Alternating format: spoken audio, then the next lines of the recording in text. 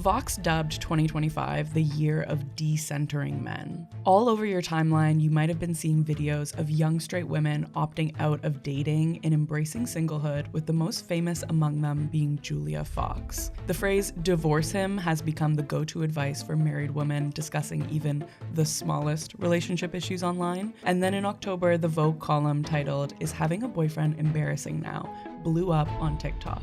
But decentering men is nothing new. It's actually a concept rooted in second wave lesbian feminism. Today, alongside our guest Olivia, known here in the YouTube sphere as Olisunvia, we'll dig into whether decentering men is in our best interest and the history and philosophy behind separatist feminism. What's going on, everybody? Welcome back to the Queer Collective podcast. I'm your host, Carbon. I'm Emily. And I'm Olivia. And welcome to the show. And this episode is sponsored by us and our Patreon. Link is in the description down below. Make sure to go check it out. Where I kind of wanted to start is what's the difference between decentering men and man-hating? Decentering is about removing men as the center of your universe, whereas man-hating still keeps them in a spotlight, even negatively. It's like still draining your energy in a way. So I'd say that's kind of a difference. That's why I feel like you're a man-hater. And I feel like I decenter men. You do. Yeah. For me, it's like, I don't really think about them very much.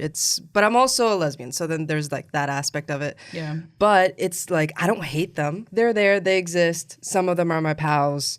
I don't really pay too much attention. So when I read this question, I was thinking, okay, well, what does it mean to center men? And I'm like, I'm not quite sure if centering or decentering men is a free choice that everyone makes based on their own individual will, even though a lot of what the internet kind of likes to do is make people think they have like free choices in every aspect. So I think that centering or decentering men is both like a subjective and objective activity. There's the part of, as you guys were talking about, like how much you think about men. So, am I thinking about my boyfriend all the time? Am I thinking about all the men in the world? Are they draining my energy? But there's also how objectively I feel like a lot of women are compelled to center men just based on our like social and economic conditions. Yeah. I feel like, and you guys can let me know if you relate to this, but a common experience I think a lot of feminists have even who say they don't center men in their life is when they are the victim of something like harassment by a man, they feel compelled to still be polite and like somehow protect his feelings, even though in their mind they know they shouldn't be doing that. I've fallen victim to that before. I have for sure. I'm in my like no bullshit era. So nowadays I'm like, if a man get or woman or anybody is like saying something weird to me, I'm like, I'm not really about that, and like I want to call them out. But before, I would protect their feelings. But to be fair, I kind of would protect most people's feelings, even if they hurt mine. Right. It's kind of like a people pleaser thing that I had. Yeah. For me, I think it depends on like how scared I am in a situation. Like if I'm walking alone at nighttime, then I'm probably just gonna like I'm not gonna yell at that person. I'm just gonna keep it pushing, you know? Yeah. And like in that, you are kind of protecting the person's feelings, but you're also protecting your own safety. Right. I was also thinking of this other example where just based on the, am I allowed to swear? Yeah. Okay. Just based on the complete shit show of our economic conditions, people are kind of forced to prioritize labor in the traditionally masculine sense, so labor in the wage economy. Even though I feel like as good feminists, we all know that reproductive labor, care industry, domestic labor, those are all equally valuable, but we literally can't care about it or put it to the same priority in our lives because we have to pay the bills, and then that makes us feel like we have to, prioritize the wage economy over all these other aspects of labor that are traditionally occupied by women. I feel like when we talk about decentering men, there's the subjective aspect of what do you do in your own mind, and then also the objective aspect of on a systemic level, let's say, what are we doing? As many of you know from our last episode, sadly this year we've lost our biggest presenting sponsor, and that means that is more than half of the cost that we need to keep this show going. And so many of you have responded to that call and have signed on to our Patreon to support us, and that means so much to us. We were so excited to see people join our Patreon since our last episode. Seriously, we cannot thank you enough for your support. We're truly working so hard to bring you queer stories that aren't often told, especially at a time where people are trying to make these stories invisible. If you join our Patreon, the kind of perks that you can expect is ad-free episodes, extended cuts of every single episode,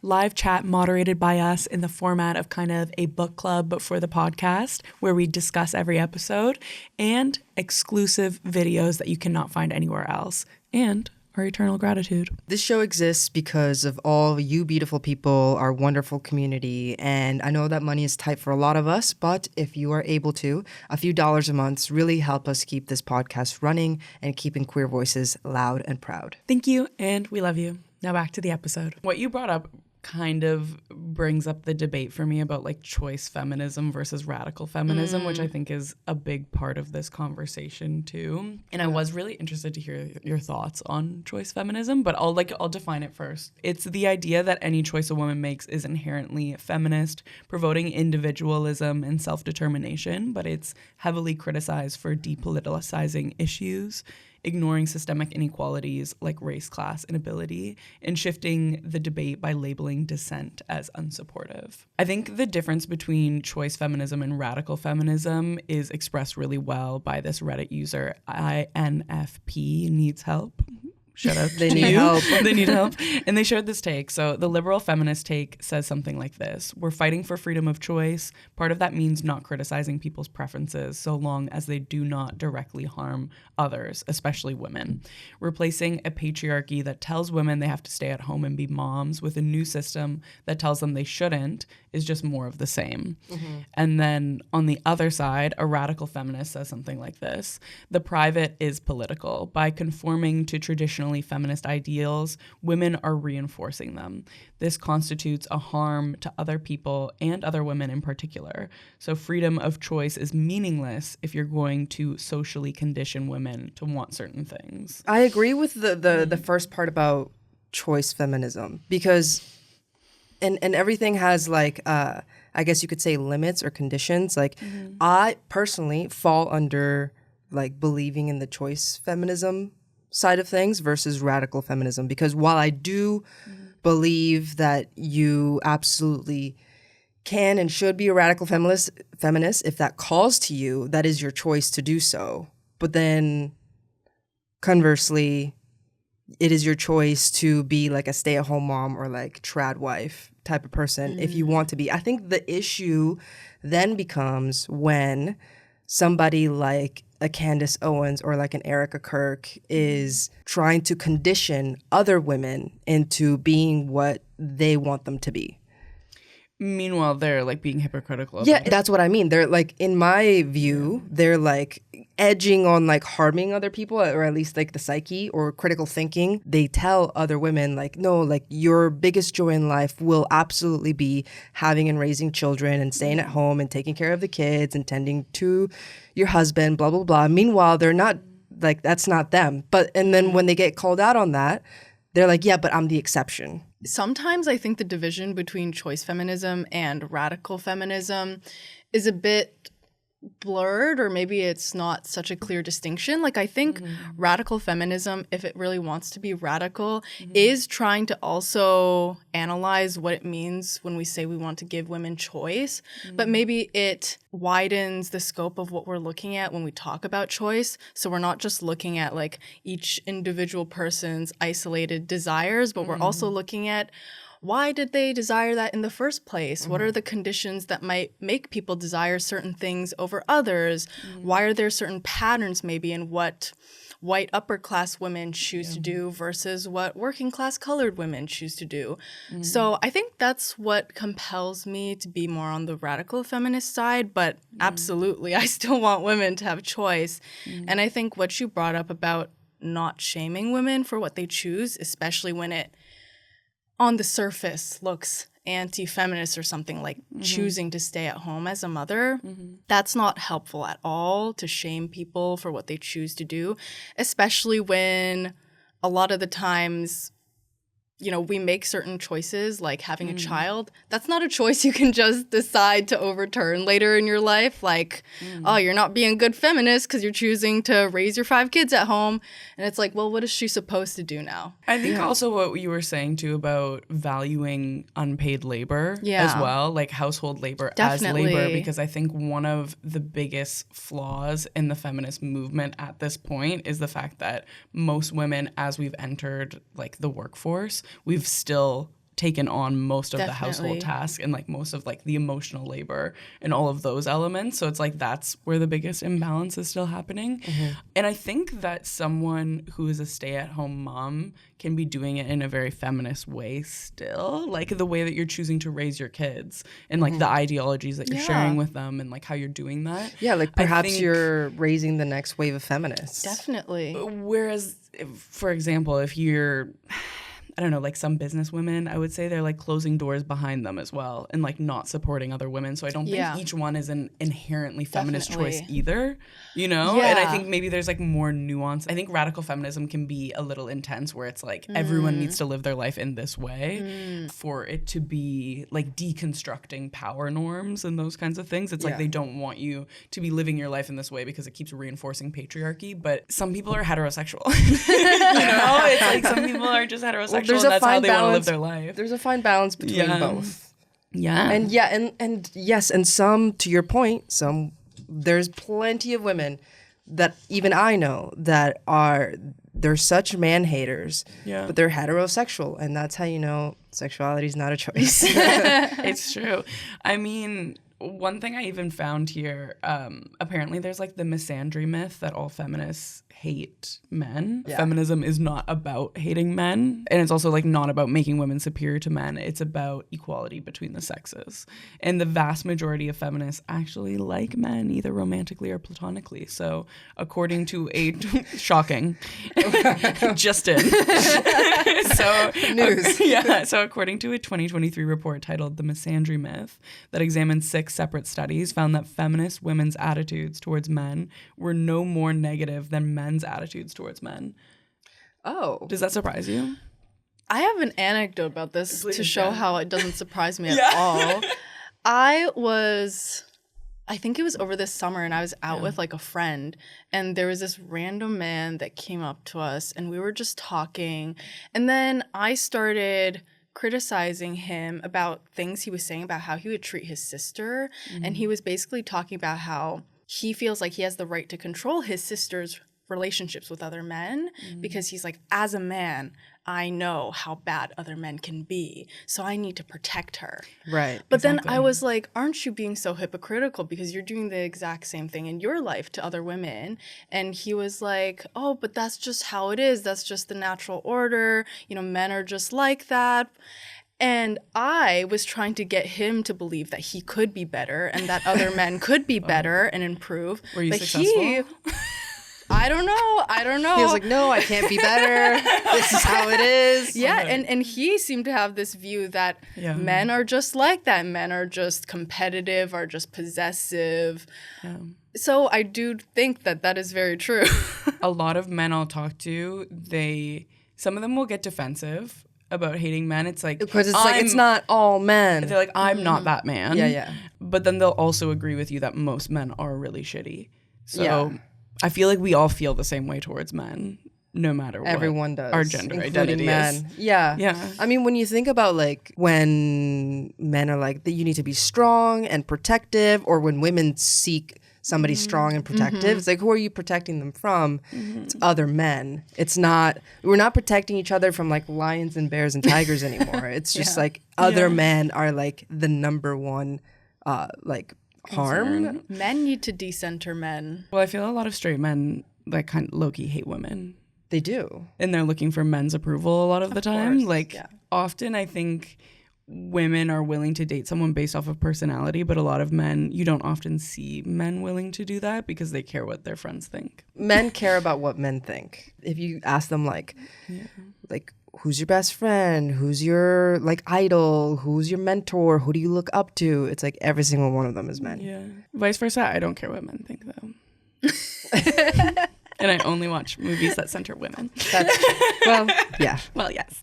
And one thing I wanted to say throughout this episode, we are going to be talking a lot about men and women, but I kind of wanted to clarify here that, of course, non-binary people exist and make this conversation a little bit complicated. Like, there's always fucking things up. There's some non-binary people who have experienced being raised as women, who have experienced being raised as men, and may feel that they are part of this conversation in different ways or feel excluded from this conversation. But I also wanted to talk about how trans people kind of fit into this conversation as well. I'd say for a lot of people, for trans women specifically, like trans misogyny goes even harder. Oh, it goes hard than your regular brand misogyny. So take it up to another brand. Yeah. And I would say kind of the only difference for some people when you really get like further in your transition is your brain.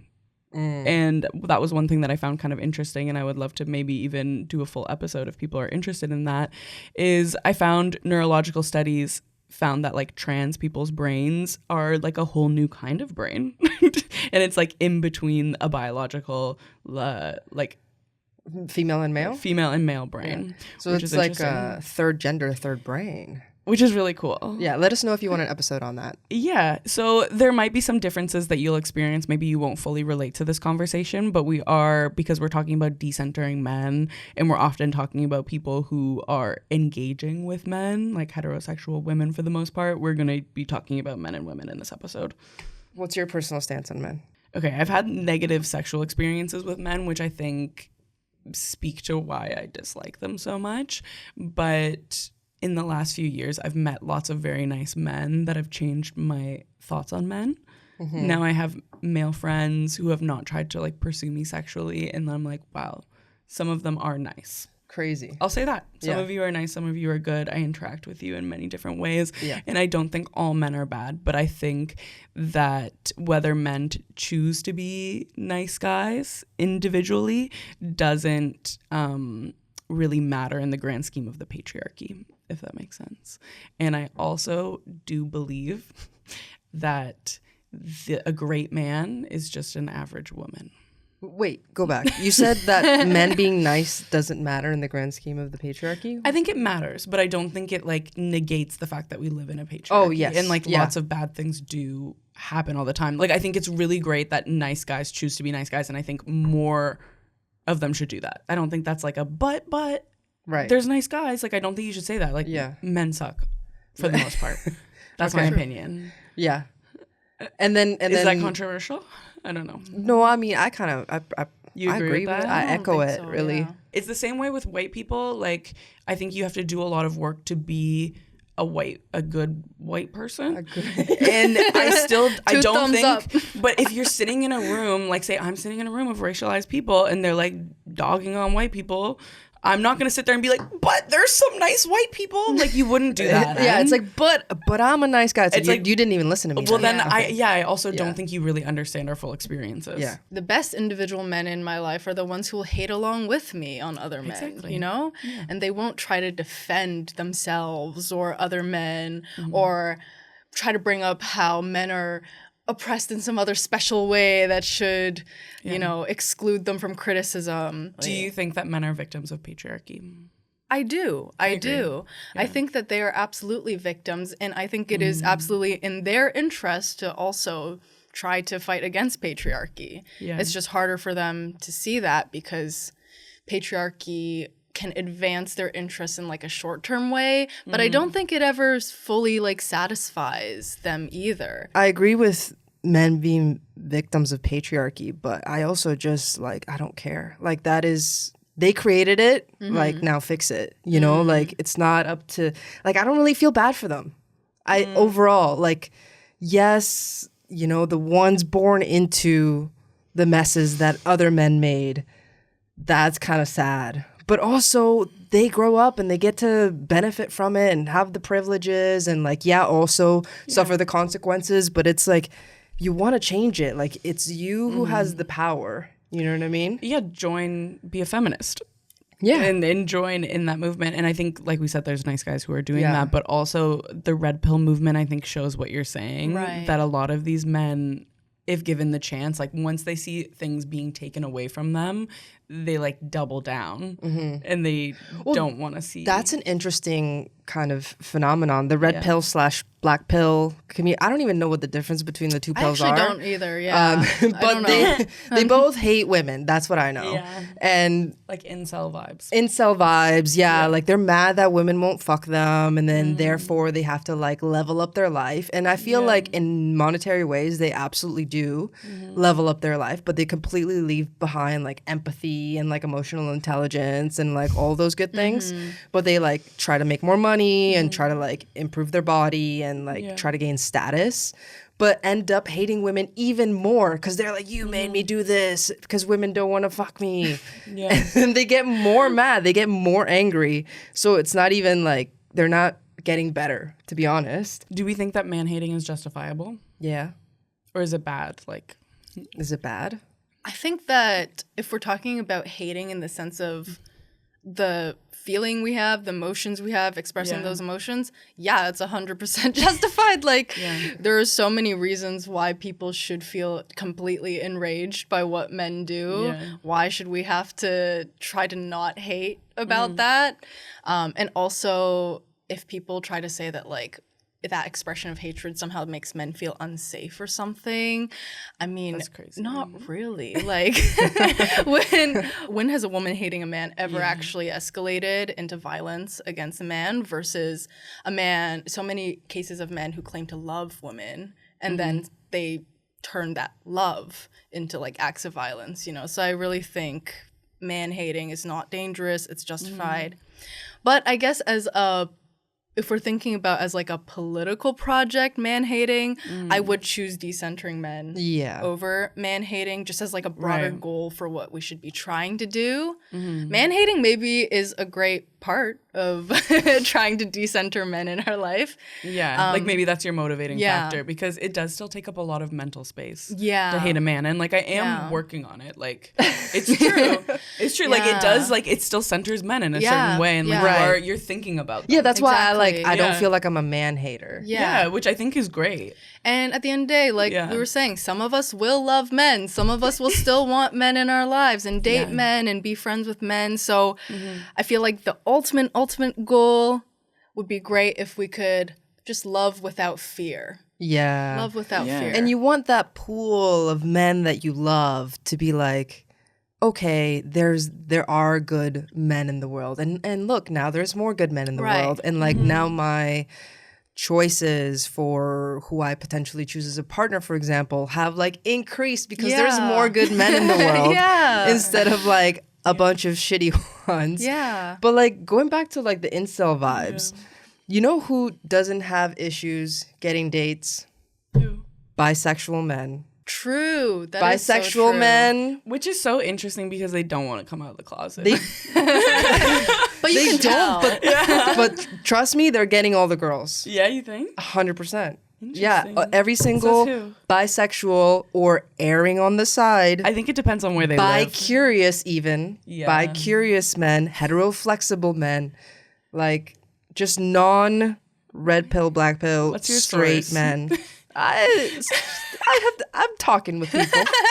I have chats. The best men I know have gay allegations against them. The ones with gay allegations against them, they're doing the best. They're doing the best. Yeah. They're getting so many girls, they have no problems. That's fine. Exactly. I'm telling you. This, I think, is more of a reason, I think, for other men to be decentering men and to, like, stop this. But I think, according to Human Rights Canada, men commit the vast majority of violence against women. 90% of those accused of sexual violence in Canada are men. Of 184 women and girls killed in 2022, when a predator was identified, 90% were men.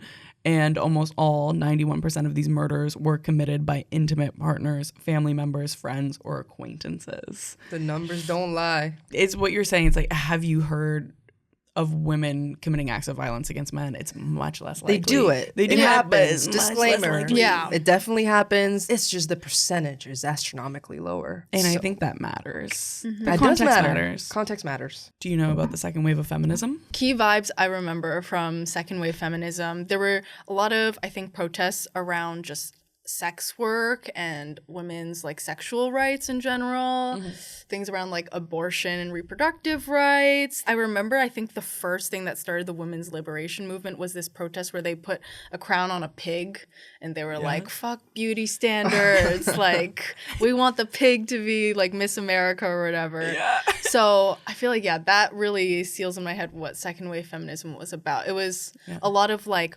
women as one universal class banding together against men, and then how third wave and is there a fourth wave? I don't know. Technically now we're in the fourth wave. Yeah. Third wave, fourth wave is starting to criticize this universalization of women as a class, being like, oh, but there's all sorts of other identities that interact with being a woman, and that changes how we understand what it means to be a woman and exist under patriarchy. All of this was correct, as well as like workplace discrimination was also a big factor. It's like they wanted to be able to enter the workforce. Second wave feminism happens between 1960s and 1980s, and the waves are how periods of feminism are distinguished in the US and in Canada as well. The movement kicked off with Betty Friedan's book, The Feminist Mystique, in 1963, which is a huge success, selling 3 million copies in 3 years. She's arguing for a reevaluation of traditional gender roles in society and an end to sex-based discrimination. The message is that not all women are satisfied with their designated role in the world, being a homemaker, and they should be given the freedom to choose a career if they want to.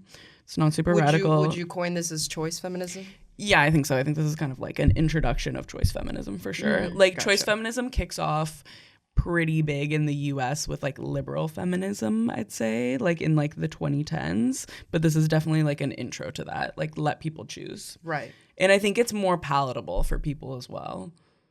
Yeah. Like as a society, like radical feminists, it's really easy for people in society to just like push you to the side. For like, sure. You're so radical. It It's doesn't too make sense. much. We don't want to even have the conversation with you. Kind of like the gay rights movement where it was like, we're just like you. Exactly. Versus like, no, we're totally not like you. Yeah, like assimilationist versus separatist. And we typically see that a movement needs both to thrive. So Betty Friedan and a group of other notable feminist activists formed the advocacy group NOW, which stands for the National Organization of Women. It's essentially a consciousness-raising group that's built to apply pressure on politicians. And again, I'd say this is like a really good political strategy generally. Anytime we've seen a movement form these like big coalitions where they come together and they have like specific political goals and they're all working towards it, and you get like centralized, it's like generally that tends to work. Is this just white people again? Like, I That's forgot that was a defining factor of second wave as well. Yeah, first wave and second wave are very segregated, but I'm gonna bring this up later in the conversation. But this is kind of around the period where intersectional feminism is also born. Okay, and we have Black lesbian feminists to thank for that. So stay tuned. So it turns out that Betty is only for the girls and not for the gays. Oops. Ooh. Because she starts using the phrase lavender menace to refer to outspoken lesbian feminists.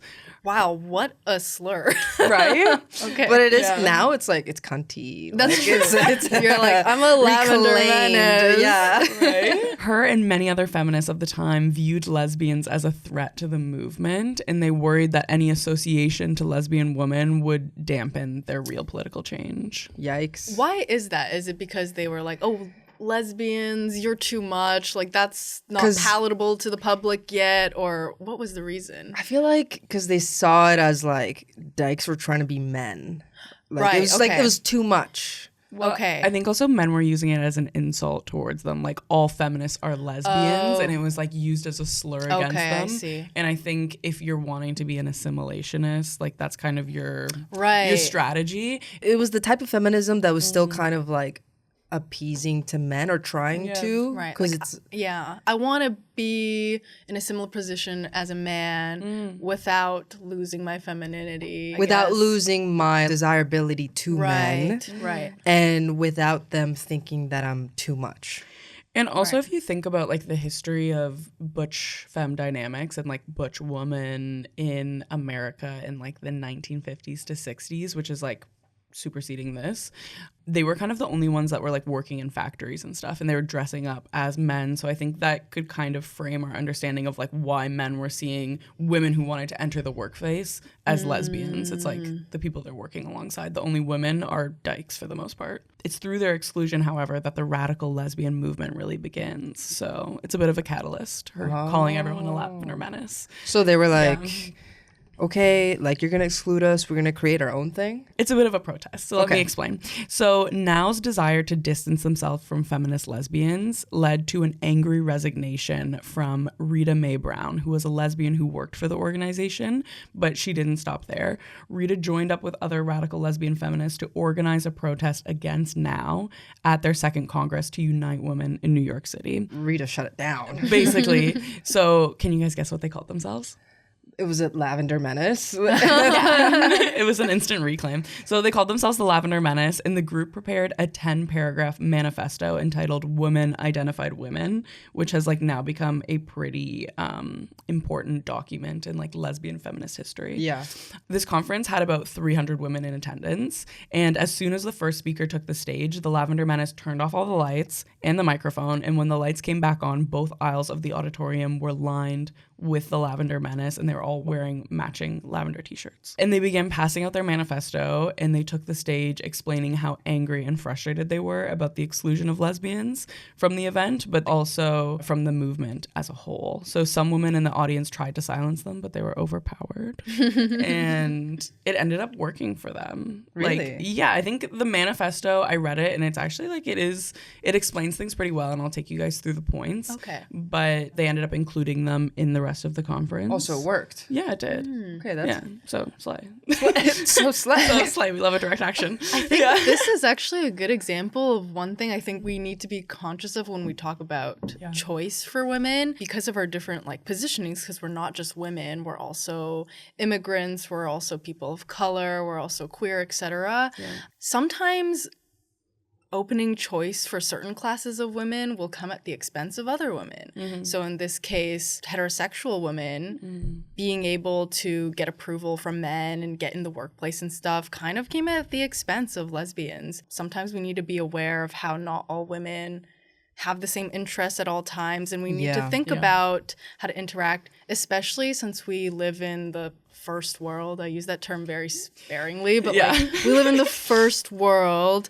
So and they say, allegedly. Yeah. I think one class of women that often falls off our radar is like third world women and how their circumstances are so different from ours. Keeping our like minds open for all the women around the world. 100%. And I think that ties into what both of you were bringing up, which is this whole situation had a huge lack of intersectionality. So it was a lot of white women in the room always does. Fighting for the rights of white women. And I think advocating for entire decentering of men also didn't make sense to Black lesbian feminists. Right. They disagreed because they saw Black men as their allies against race. Because of the intersectionality of like, well, Black men are also being like put in the dumpster. I was reading up on the separatist movement from second wave lesbians, and I read how a lot of Black women left because they were like, we're gonna go join the Black Power movement because Black men are also our allies, they're our brothers, we still want to be associated with men in this way, and so they left. For sure. I mean, they also primarily Black lesbians came together and composed the Combahee River Collective. It was similar to like the radical lesbians, but I'd say it was intersectional. So they created their own manifesto, and it was called the Combahee River Collective Statement. And they really introduced the idea of intersectionality without even having the term yet to coin it. What they said is that we believe the sexual politics under patriarchy is as pervasive in Black women's lives as are the politics of class and race. We also find it difficult to separate race from class from sex oppression because in our lives, they are most often experienced simultaneously. Yeah. They said, although we are feminists and lesbians, we feel solidarity with progressive Black men and do not advocate the fractionalization that white women who are separatists demand. We struggle together with Black men against racism while we also struggle with Black men about sexism. So they were kind of like, hey, equality for us, but equality for all. Sexism is a thing and we're fighting for this, but we also can't ignore the fact that racism plays like a huge role and like classism and all these different things. And I think they also felt really misunderstood by white feminists because they weren't looking at the whole picture. Yeah, that makes sense. Do you guys want to hear about the manifesto, the Woman Identified Woman manifesto? Are these the white ones or the black These ones? are the white ones. Okay. I just read what the black. You're like, okay, the next. I just read what the black lesbians believed. So they did believe that men are alienated from their bodies and emotions, which we all agree, victims of patriarchy, but they still see them as like benefactors of patriarchy, and thus they need to be decentered. And this kind of brings us back to why lesbian was being used as an insult. So they explain this in a way that I thought was done really well in the manifesto, and perhaps this is why they were welcome into the rest of the conference. Okay. So they say that lesbian as an insult to feminist, and this is kind of a quote from them. What is a lesbian? A lesbian is the rage of all women condensed to the point of explosion. Lesbian is a label invented by the man to throw at any woman who dares to be his equal. Any woman who is successful, independent, not orienting her whole life about a man would hear this word. For in this sexist society, for a woman to be independent means she can't be a woman. She must be a dyke. That in itself should tell us where women are at. It says clearly as can be said, women in person are contradictory terms. For a lesbian is not considered a real woman. And yet, in popular thinking, there is really only one essential difference between a lesbian and other women, that of sexual orientation. Which is to say, when you strip off all the packaging, you must finally realize that the essence of being a woman is to get fucked by men. Oh. I love a well-written manifesto that gets me like fired up. I'm like, yes. Their next point is that if you fear the label, you're being controlled by men. Calling us lavender menaces and excluding us, you're continuing to like orient around them and like fear them, which isn't going to like help the movement. And I like how they really got into what defines a woman. Like you're still thinking of woman as opposed to man instead of as its own person that can define itself. But instead you're thinking of like woman is not man. It's like just a negation of something else instead of its own category that gets to define itself. This often bothers people when people define lesbian as a non-man now. Like that's kind of like part of the discussion. Right. You made the one identity that isn't about men at all about men. Oh. You've kind of changed the definition from woman-loving women to being like non-men who are attracted to non-men to include non-binary people. You don't want to include the word men in there. Right, so that's what people are upset about. And I think I can agree with that. It's just we need to come up with different language that is still like trans inclusive. Yeah. That's also why I guess people are mad about the my boyfriend is spiritually lesbian trend. Have you seen that? That's a trend. I didn't know that. No. Oh. Can you explain it for us? Yeah, tell me about it. It's literally that, like, it'll just be a girl with her boyfriend. And then the text will just be like, me and my spiritually lesbian boyfriend. Is it just because he's like an eater? Like, probably. Like he just likes to give head. Probably. Like there's some men that just like giving head. No, and shout out to them. Yeah. But probably They're them. keeping the economy going. Yeah. That's reproductive labor right there. There's them. I guess there's the part of being an eater, but there's also just like, oh my god, like maybe he's kind of like zesty or like you know, or he's like a girly, like he talks about girl in touch with his or feminine whatever. side. Yeah. So somehow that makes him spiritually lesbian. I don't know. Well, Which ties is into that the. so? Is that the gold standard? Is that what you're saying? I think it's like. I think it ties into what you were saying of the is it embarrassing to have a boyfriend article. I think it's just people are trying to find a way to be happy with having a boyfriend, but also not claim him as a boyfriend. Like, this is a good one. Spiritual lesbian boyfriend. Yeah. So the other parts of their manifesto is that you must be decentering men to fully realize your autonomy. Do we agree? Like, can you be autonomous while you're centering men? It's tough. Like, there's, again, sometimes I don't think everyone can decenter men in their life. Like, if I'm thinking about women in less privileged situations, or maybe even women who are in abusive circumstances, but that are kind of complicated in a way that they can't just, like, leave. They kind of have to center men in their life. And it feels wrong to be like, oh, so you have less agency in your life. I would say someone who's stuck in an abusive dynamic doesn't have very much agency, though. Yeah. You know, it's like the circumstances of their life have not given them the freedom to choose. Right. Like, this person can still be a feminist person while still lacking autonomy. What does it really mean to center men? Because surely it can't mean just like loving one. I think it means orienting your life around a man. So it's like looking for their approval, making your choices because of the man. Like, instead of making your own independent choices, say like you can still be in partnership with a man, but you are making all of the same choices that you would make if you were a single person. No. I feel like the exception would be a woman can center their life around a man so long as the man centers their life around the woman. Because then they're making decisions for each other and it's an equal exchange. It is partnership. But I wouldn't say that's decentering, though. No, it's not decentering. But it is. You're saying but like you're evening the playing field, though. So I feel like that would be okay. In a way, maybe they are reinforcing each other's autonomy, like because they rely on each other. Or maybe they don't want autonomy. Or is that just codependency? It could be codependency. Like, hey, but I don't know. Yeah, listen, to each their own. I don't have all the answers here. I'm just bringing about a discussion point. Okay, I think depending on the circumstances, it is possible to center men and still be autonomous. Or, you know, sometimes I don't really know what the difference is between making a rational choice and then making an autonomous choice. Like, what is the difference?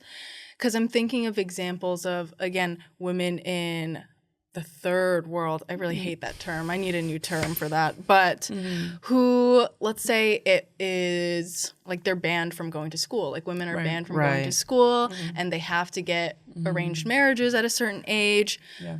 They could try to decenter men, I guess, and not do those things, but it would literally harm them in so many ways if they tried to decenter men. Yeah. And so in that sense, it's not a choice for you anymore. The problem with when I read Western feminist theory sometimes is they like to think that these women in these other situations have a very simple, brainwashed decision making where it's like, oh, I just have to do what my society tells me, la la la la. When in reality, these women have very complex decision making going on, being like, okay, it is more rational for me to do this than to do that. Therefore, I will do that. It's rational for them, I guess, in that circumstance based on the choice they have.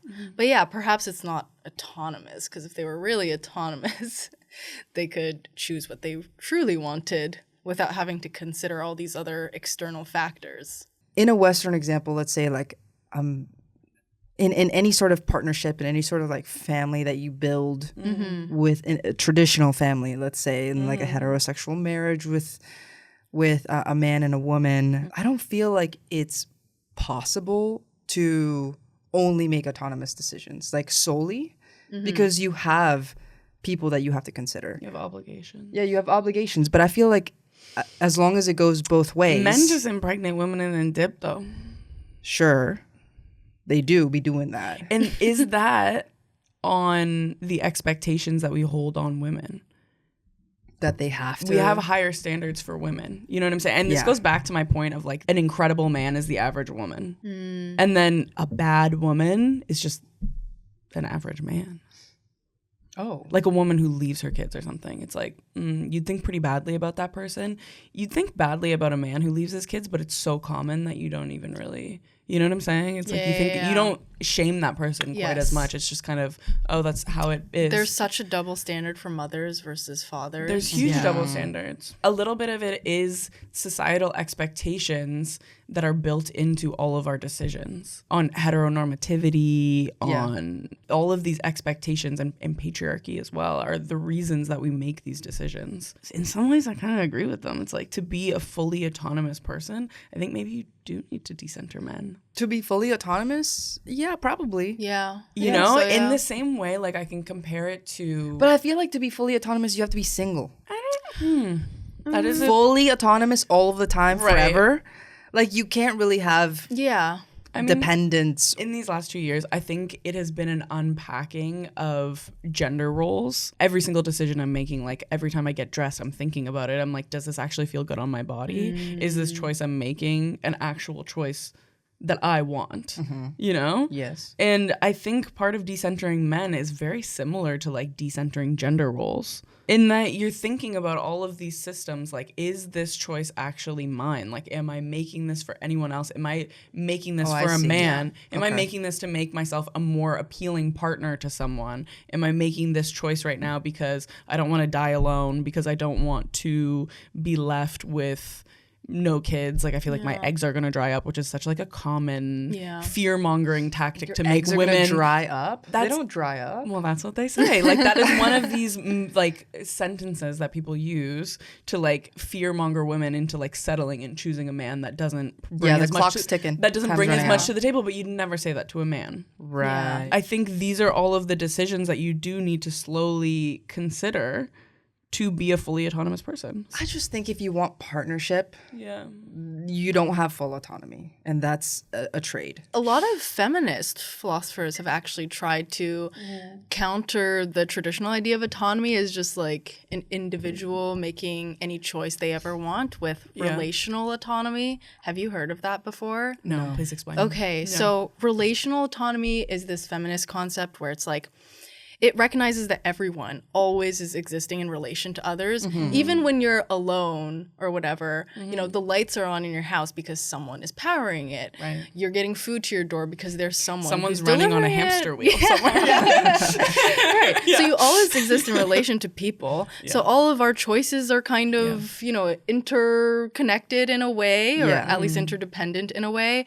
So then feminist philosophers go, okay, then instead of thinking of someone as being autonomous only when it seems like they're making every single decision by themselves without any external influence, we should think of autonomy as something that we build with each other through relationships with each other. Let's say you have like an immigrant parent who doesn't really speak English. They're in the hospital and the doctor is trying to understand what they need. I'm there. I can speak both languages. I can actually help my parent exercise their autonomy more by being that mediator between the doctor and my parent. So, I think... So relying on people can sometimes make you more autonomous. Do we think you have to desire something to autonomously do it? Or can you sometimes autonomously choose to do things that you didn't really want to do? That is a good point. Obligation plays into that. Yeah. Well, everybody has an obligation. You can also reject obligation. Yeah. So I do feel like that is still autonomy. It's like whether or not you accept an obligation as your own is a choice as well. So the next point is to be acceptable to men and defined as a real woman, and feminine is to be their submissive property who performs non-profit functions and thus is their slave. Is this still the manifesto? Yeah. Damn. So every woman's a not-for-profit? Damn, dude. Well, if you think about it, if your expectation is to perform non-profit functions of the home, you don't make your own money doing this labor. No. But the idea back in the day was like this husband figure was going to provide it.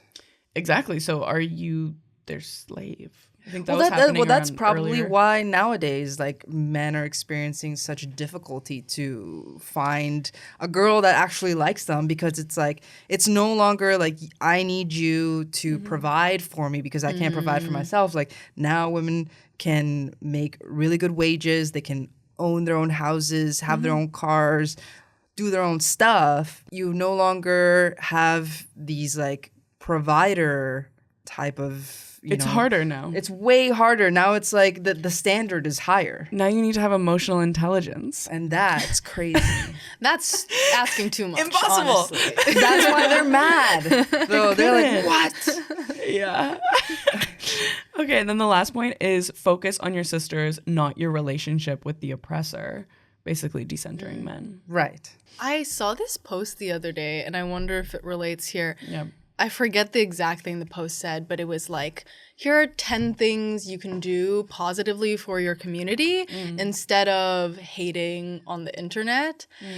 And I think that's something good about that manifesto, I guess, that it was saying at the end about how we need to balance hating or criticism with like positive action for women in our lives. Yeah. Obviously, it's great to be criticizing the men in our lives, but that criticism feels very empty if it's not paired with also tending to like our sisters and our women in our community and making sure that they're safe and not just focusing on men, because then again, that's centering men. And I think also a lot of like radical movements lack, is it fair to say, like reasonable political requests?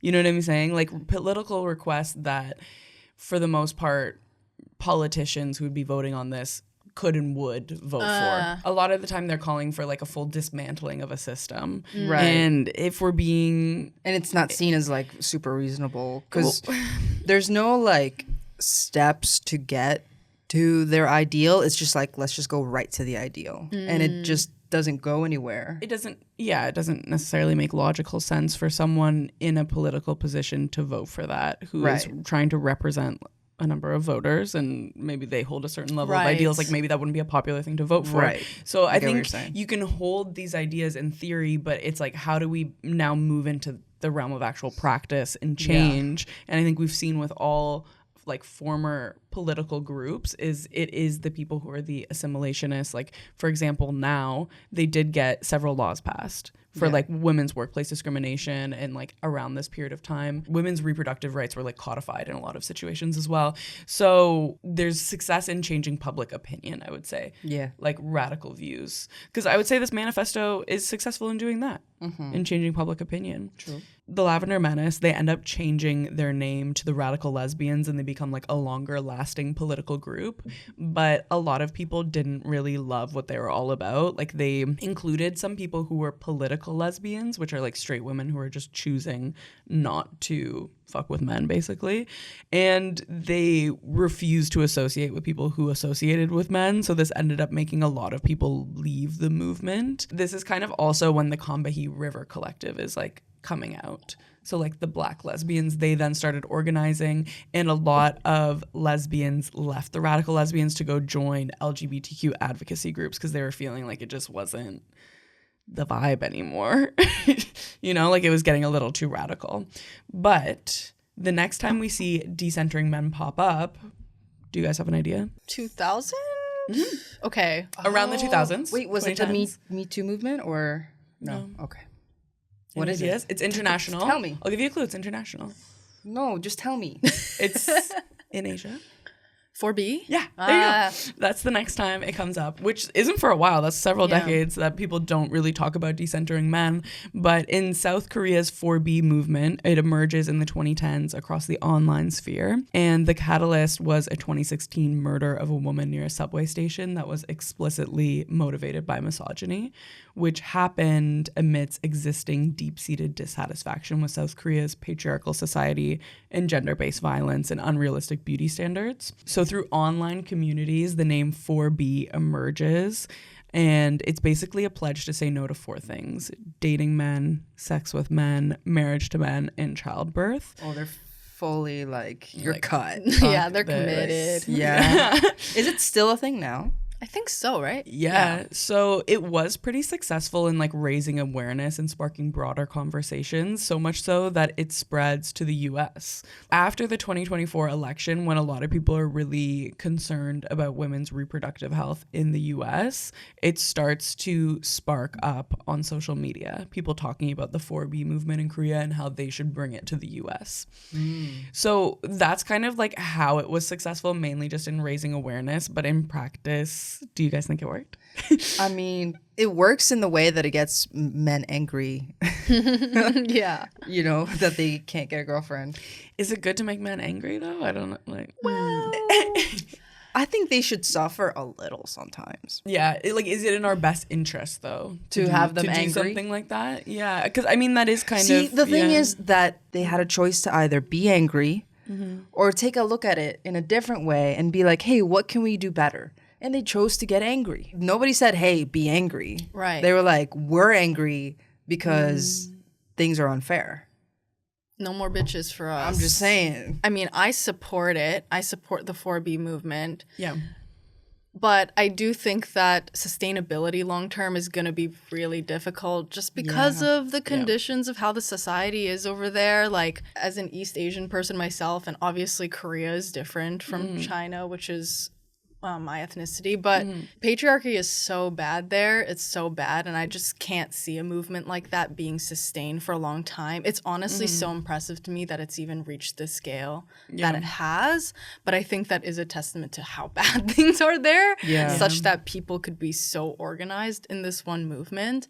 So power to them, but I hope that there is some other action going on to kind of supplement it that's helping change maybe policies or, I don't know, economic conditions or something that also helps women in other ways. Yeah.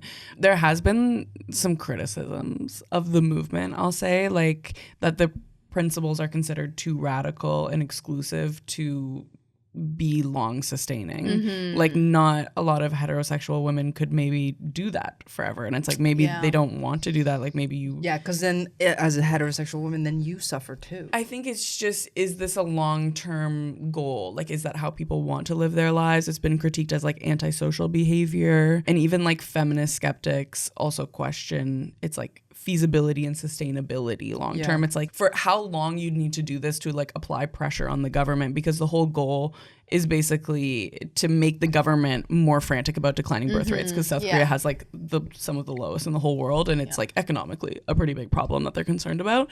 So to be able to sustain it long enough to like really truly apply pressure, like you kind of need other actions, I think, in combination with it. I think as a protest, and protest is like an expressive activity, I think as a protest, it's good because it definitely gets the conversation going. 100%. It's sparked so much conversation globally. That's good. It did what it was supposed to do on that end. But in terms of like the concrete policy goals, it might not get there. Not to the fault of the women per se, because their anger is justified completely. Yeah. More so just that's how society is right now. It is a good individual protest still. And I think even the act of decentering men in your own life and all of these influencers who are doing it online, I think, one, it spreads a message. Like it shows other people that you're able to live your life like this. Two, it's effective in like awareness building for sure. But I think then you need movements that are more organized and like asking for very specific things in combination with that. Does this make like bring to light like women's I guess value to men being like sexual? You know what I mean? Like, because what they're rejecting is like mainly sexual behavior. Right. So then it's like, is this like the most valued thing that a woman can the government was specifically putting out a lot of things like blaming women for the declining birth numbers and like saying that they're not supporting society. And basically it was like seeing women as like your only role is to be like a birth giver. So then they're like, okay, well, if that's my role, then I'm really not gonna. Yeah, it's like you're not seeing us as whole people, and you're also not putting in any laws to like protect us and like make this good. Like if we leave the workplace on mat leave, oftentimes they're punished when they come back from work, and like that's things that you'll see all around the world as well. The last time that this comes up, so right after the 2017 to 2018 Me Too era that you brought up, the term decentering men is formally born in 2019. So this is actually like a pretty new term. That's recent. Yeah, so the creator and author Charlie Taylor coins the term in her book, Decentering Men, How to Decenter Men. And that's basically our whole history on it. Thank you for bearing with me. And kind of like jumping back into our conversation, I'm wondering, do we think it's our best interest to decenter men? I think so, because when you decenter men, I don't think it's, again, there's a difference between decentering men and then man-hating. When you decenter men, you give yourself priority, in my opinion. And it's just not giving them priority. They can still have privileges in the world, but like, do they get priority? That's not what I'm about. I definitely don't see it as cutting off men in my life completely, or like villainizing them all and just being like, you suck, I'm never interacting with you. Like, I'm still gonna have men in my life, but I'm just not gonna place like my value as a person on how they perceive me. Do we think that it leads to like political extremism and like... Oh, for sure. But I feel like anything can lead to political extremism. And there will always be a pocket of people, no matter what the issue is, that will take it really far. like always in every case. So it's like, I don't know. I don't think that you can necessarily like control that and control how far people want to take it, but we can control collectively how far it actually does go through like policies and laws and, you know. I mean, an interesting thing that we're seeing in society right now is like girls and women are actually performing better academically and like a lot of the time like career wise than men are now. Really? Yeah, well, I mean, there's been a lot of initiatives like to support women in STEM and like to support women in all of these different avenues. And like you see through statistics that like boys are falling behind pretty drastically. And then also like on average, when you set up a TikTok account in the name of a teenage boy, it takes 30 minutes before the first piece of extreme misogynistic content is promoted to that account. And this is according to the author of The New Age of Sexism, Laura Bates. Like there's a lot of mechanisms at play right now that are leading to political extremism. And I think the idea of man-hating and decentering men and the feminists, is it leading, like, is it adding, stoking the fire? You know what I'm saying? When it comes to like, okay, the 30 minutes thing, it takes 30 minutes for like a young boy to see like 30 minutes. to see like what? Like some sort of like extremist view. Yeah. Who's creating that? Another guy. Yeah. Yeah. Like that's 99% of people who are creating that kind of content. Yeah. So it's like, it's still the fault of men. Yeah. And I mean, these big TikTok kind of like these huge social media conglomerates, it's like, why aren't our politicians, like, why don't we have any politics that are actually like protecting us from these things? Even from like AI, like all of these things that are happening, it's like there's actually no laws protecting people. Like it is concerning, right? Like, is it, whose responsibility is it to make sure that men have a place in society now that women have gained more social status? Considering that men don't listen to women, it's the men's responsibility. I knew someone who was doing their clinical therapy PhD, I think that's what it was, and he was told that they really needed more male therapists in certain fields because it's only men that other men who are trying to recover from these sort of incel type thinking will listen to. Yeah. So I don't know. There's only so much that women can do and say. At some point, men need to also be really, really good allies. They need to step their pussy up, these men. Okay, well, I wanted to share two things. The first is this TikTok creator, and she's also a psychotherapist, Miss Aisha, shared this take because a lot of the times these like red pill people, they're like, you need psychiatry. Like this is like a psychological problem. But she said that misogyny is social conditioning, not a trauma response. So it doesn't actually make sense to put this person in therapy. It's like they need social conditioning and like social consequences. So it's like you need other men to be holding this person accountable. A social conditionist? Wait, yeah, what does that mean? Should I be So let me explain a little more. So because misogynistic men crave other men's approval, like you said, more than they care about the opinions of women, it requires men in society to basically like hold these social standards. Like if you're not paying child support or if you're being an abuser, saying, hey, like if you don't change, I'm not going to associate with you anymore. Like there is actual like social standards to adhere to, because if you keep being like apologists for a really shitty man or you like continue egging on this behavior, it's like, well, I still like being around this person. No one's going to change. Right. This is something that is having a pretty big impact, I'd say, on our rights and freedoms. Like I'd say in the US, if we're looking at it, there's been like a huge repeal on a lot of like reproductive health care. So should we do something, even though it's not our job per se, like a man should do that, but a man isn't doing that. I just don't feel like we play as big of a part, but we can play a part. So for example, if I am a mother and I give birth to beautiful young boys, it is my job and responsibility, along with the husband that I presumably have, to make these boys feminists, to teach them like good values, to teach them like these standards that we're talking about, and like raising that as like a social standard.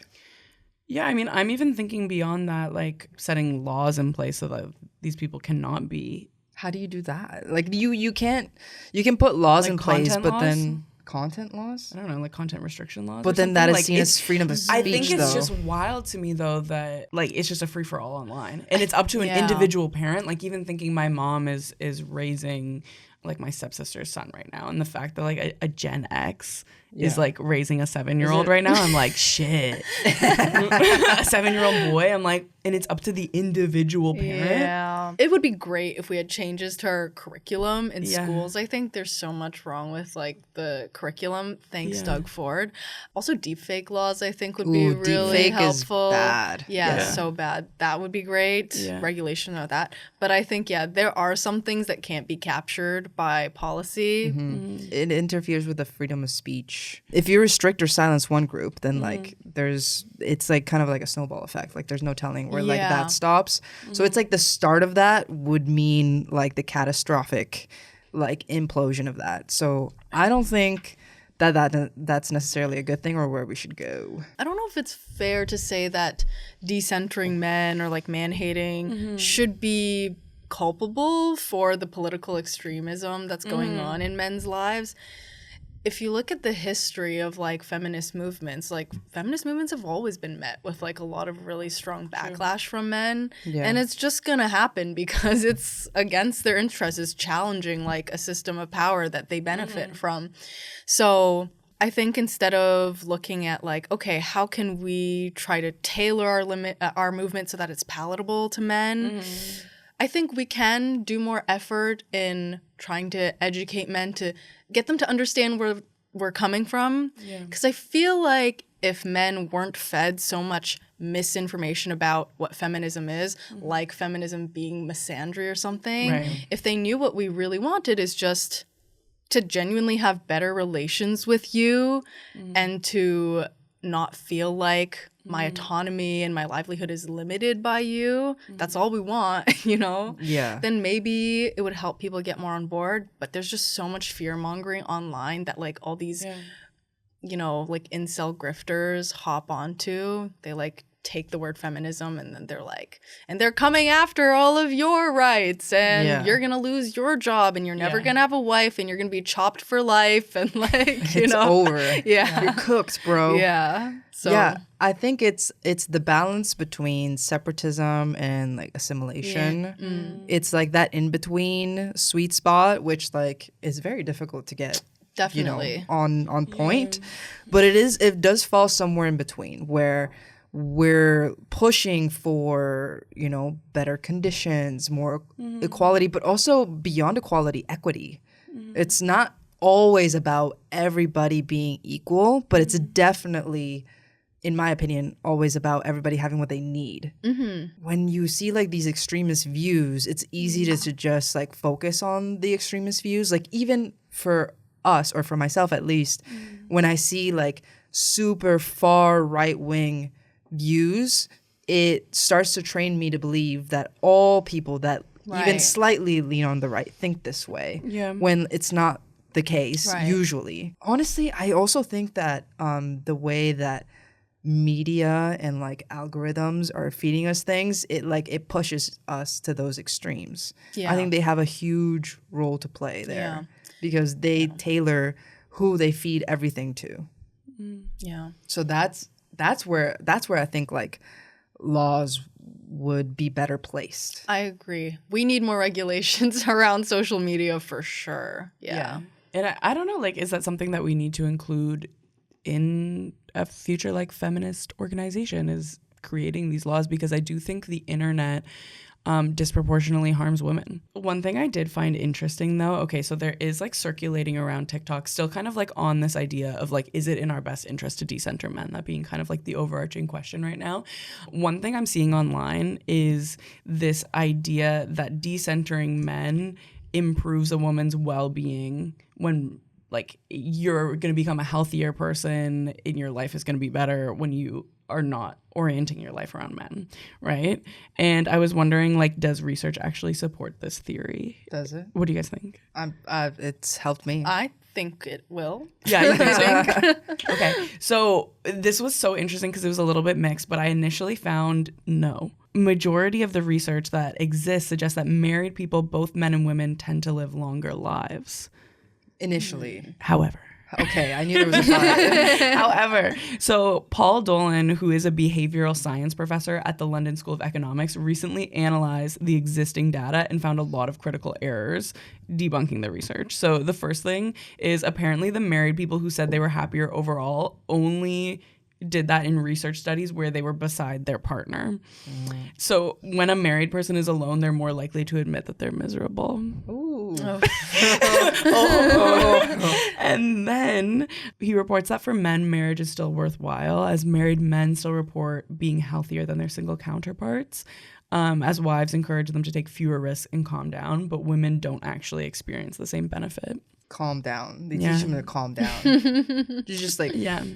And then a study that looked into the impact of marriage on health by birth cohort found that health benefits of older generations. But the next is a study that looked into the impact of marriage on health by birth cohort found that the health benefits that older generations saw no longer exists amongst younger women. So it's like Gen Z women, for example, are not experiencing the same benefit of marriage that like a Gen X woman have experienced or a baby boomer woman have experienced. I feel like that goes back to the whole bit about back in the day, men having to provide for the women. And so there was like a big benefit to marrying a man, because then you get more money, you get like a house, you get more stability, more security, all these different things. And now like you don't really need them for so much stability and security. You can pretty much get that yourself. And I feel like also like the social like status back in the day was like, if you're a married woman, you have status. And then now it's not really so much a thing. Yeah. I think the biggest thing too is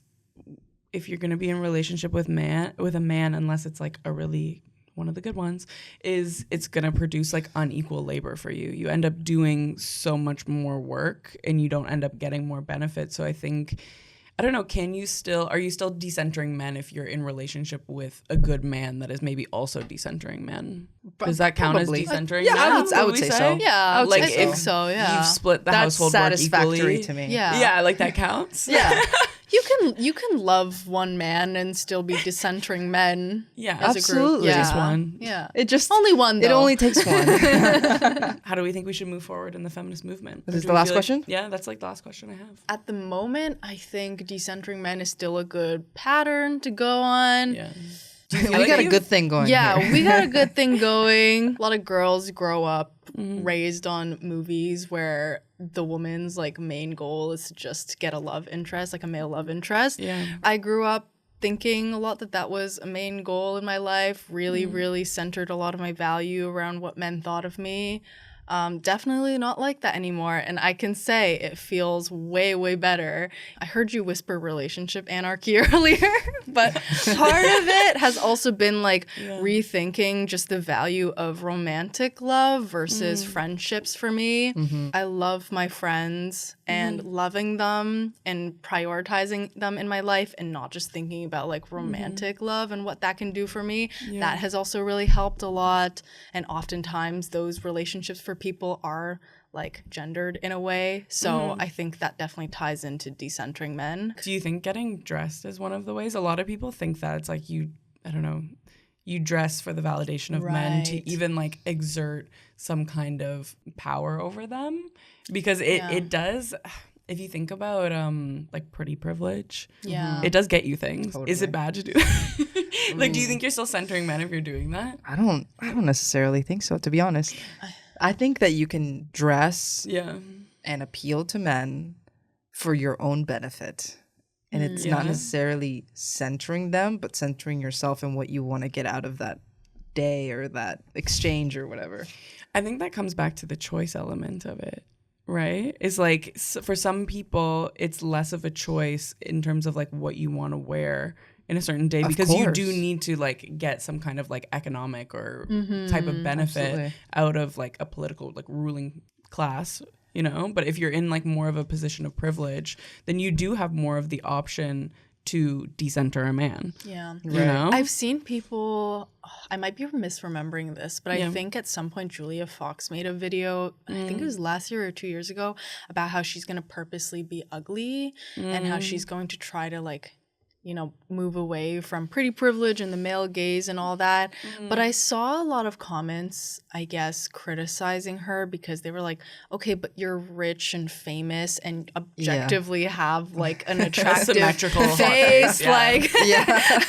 You can bleach your brows and not wear makeup and still look hot, Like, your ugly is my pretty. There is the trend of like the man repellent outfit. Though, right. Yeah. Like the way you dress. Well, it's just like dressing in an eccentric way that it's like it's not necessarily. I feel like that's not always a thing because I have gone like more masculine. I only put on clothes for the appeal of other women, and that still has not repelled enough men. Like I still get like compliments or like men coming up to me and I'm like, what? I'm like, it's quite baffling. So even when you try to like completely dress not for them, sometimes you still catch the eye. Yeah. That's actually something that I really struggle with because I'm definitely aware that the male gaze, if you want to call it that, plays into how I dress, how I do my makeup and stuff, because it does get me benefits, especially if you're showing your face as someone who's feminine presenting online. Men are going to criticize you for how you look and nitpick and stuff, and so trying to present in a way that's attractive to them is almost like a defense mechanism, like, oh, please stop attacking me or like nitpicking me. But then it also works the other way where they only focus on how they like your appearance and not on anything else you're saying. So it feels like a lose-lose situation, honestly. And so maybe on this front I'm more in agreement with what you said of like just present how you want, I guess, because it's a lose-lose. Like they're gonna criticize you regardless of how you present. So yeah. I think I had a similar experience where I was centering men a lot growing up. I think it's just like the idea that like you're only valuable if you get male attention, or like if you are desired by men, then that makes you inherently valuable. Like I feel like that's kind of the idea in high school, at least, is like the person who has the boyfriend, it's like you're valuable, or the people who are deemed like the hottest by men are the most valuable. And that's kind of like how you start to frame your worth as you're growing up. I'm bisexual. I want everyone's attention. And the thing is, I think the way that I dress is like I'm looking for everybody's attention, though. Not necessarily looking for it, but it's like, you go out, you're single and you're flirting, and like you're looking for it, but you naturally demand it. I naturally demand everyone's attention. As I've unpacked things, though, like I realized like I love lingerie and like I love like dressing kind of slutty, which is interesting. But the thing is like if men didn't exist, I'd actually dress sluttier, and that because I'd feel safe. That is a good gauge, I think. But then there's a lot of like radical feminists though who are like against the choice piece, that see the idea of dressing slutty as like you'd only do that for the male gaze. And like I think I actually just like very much disagree with that. Like sometimes it is actually your own personal choice, the same way sometimes like wearing a hijab, like, well, sometimes that can be forced. Like a lot of the times it is people's personal choice, and like that feels like affirming for them, and that feels like empowering for them, like the same way like me wearing a skirt with my whole ass out feels empowering to me. This feels like a really funny analogy. You're comparing a hijab to lingerie and your ass out. I mean, this is the one part where I do relate to choice feminism, is like both of them can be choices. You know? They also can be the exact opposite of that. For sure. They can be forced on you, you know what I mean? And like that can actually repel people like who've had a really negative experience with something. Like it can make you feel really negative towards the opposite of that. Yeah. But for me, it's like, I don't know, I've like unpacked a lot of different gender roles and sociological things, and I'm like, this is actually, if I'm like alone in my house, this is what I want to wear. If for someone else that might be different, and I love that that's different for you. I don't know. More lingerie in our future feminist projects. That's how I feel. Yeah. I think we're really lucky to be in like the age group that we're in, because I don't think it's a strange choice anymore to decenter men. You know, like it just seems like you're not like left out of your friend group. I was having a conversation with my cousin who's like in her like late 40s, and she has like never brought a long-term partner to our family gatherings. Like she's always kind of like just been doing her own thing, runs her own business, is like an EMS person, paramedic. And she told me that like it's been like a very lonely journey for her. Like as someone who's kind of like elder millennial, is like all of her friends have followed this script and this path of like going and having a family and like having children and doing all of these choices. And if you don't adhere to those choices, you're kind of like left out of the friend group, basically. Ooh. But I think, I don't know, I think it really does depend on where you live. Like, and I think kind of that speaks to whether or not this is like a true option for you. Like, is it, for some people, it could be still like very antisocial behavior. It's like you end up getting like very much left out of groups and all of those things. But I think for people who are living downtown Toronto and are younger specifically people, if you're living in downtown in like Toronto, an urban or western area, like I think it's like an option that feels very much like a choice. The Toronto metrosexual. Yeah. Exactly. Like it feels more of a choice. Yeah. You know? Yeah, which is great. So choose wisely. Yeah. So before we wrap it up, where can people find you? I have a YouTube channel called Olisunvia. You can find me on there. I don't promise regular uploads at all. I will upload when I upload, but you can find me there with my video essays.